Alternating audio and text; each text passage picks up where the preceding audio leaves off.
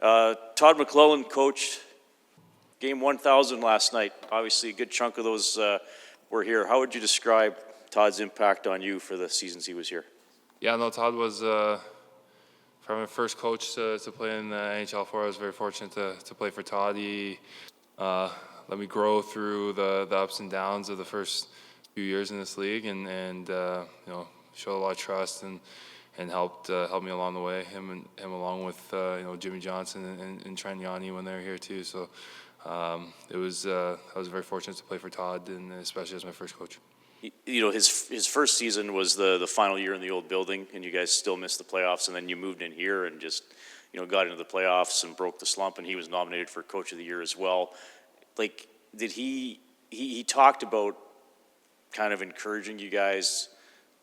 You got Connor on the team, but anybody can be the first star in any given night. Do you sort of remember that?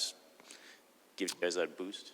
Yeah, no, he had a lot of trust throughout the lineup, and was very clear with his messaging and systems, and that's why we had the success that we had that year when we moved into this building. And like I said, I was really fortunate to have spent some time playing for him. He's had a lot of success in the NHL, and it was like I said, I was just fortunate to play for him early on, and congrats to him on all the success and many more games ahead for him.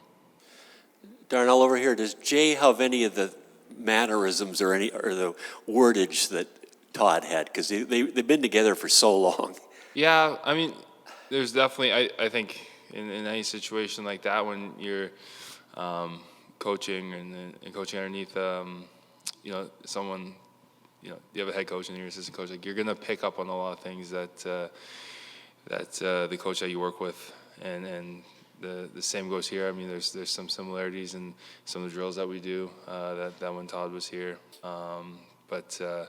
yeah, I think for the most part, Jay is really his own person and his own coach, but you can definitely tell that they're like in anything. If you were to work with a different reporter early on in your career, you would pick up on some things that he did too. So it's like anything in life.